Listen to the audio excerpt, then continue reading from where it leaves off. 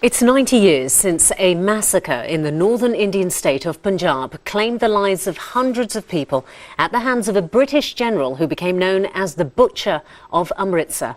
Sikhs from across the Midlands have taught about the incident that catalysed the freedom movement against British rule in India. The slaughter of men, women and children happened close to the site of the Golden Temple in the Punjab, the holiest shrine for Sikhs.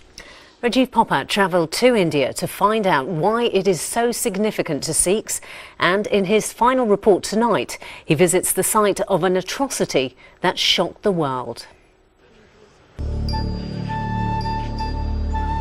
The garden of Jallianwala Bagh in the state of Punjab in northern India, calm and tranquil, and just a stone's throw away from the Golden Temple, a place of cultural and spiritual importance for Sikhs throughout the world.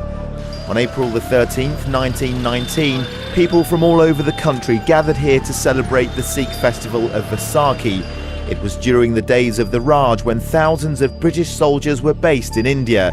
On the day of the gathering, General Reginald Dyer sent hundreds of soldiers to the site.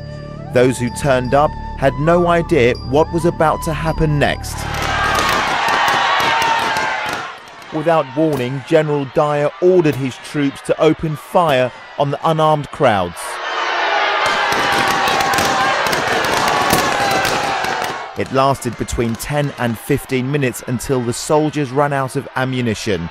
The death toll was put at 379, but a trust set up after the atrocity says more than 1,500 people were killed.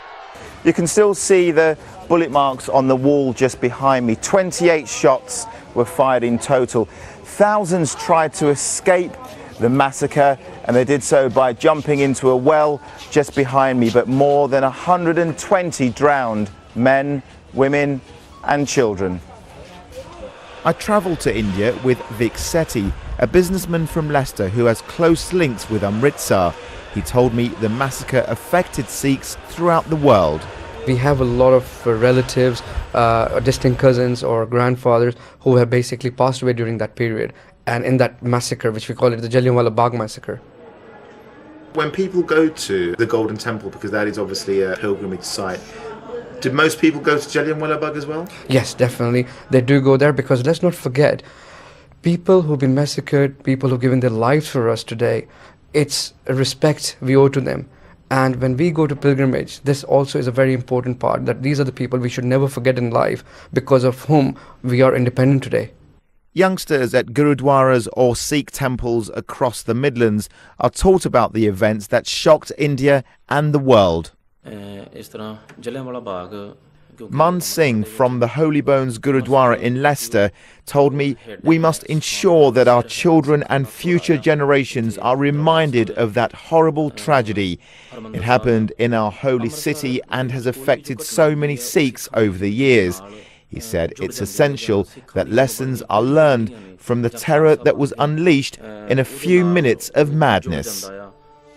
General Dyer said he'd ordered the shooting because he had been confronted by a revolutionary army. But during an inquiry, he later admitted he intended to open fire if a crowd assembled in the garden, and that he would have used machine guns if he could have got them into the enclosure. The mass murder evoked feelings of anguish and anger and paved the way for the Indian independence movement. General Dyer died 8 years later, and in 1940, a man named Udham Singh travelled to the UK from India and assassinated Michael O'Dwyer, Lieutenant Governor of Punjab at the time, and whom Singh believed to be the chief planner of the massacre. Singh himself was charged with murder and hanged a month later. It's almost a century since the bloodbath, but even now the story of innocent Hindus, Muslims and Sikhs being gunned down will never be forgotten. Rajiv Popat in Amritsar for Central Tonight. No, it isn't forgotten, that's for sure. Certainly by a whole generation. Yeah.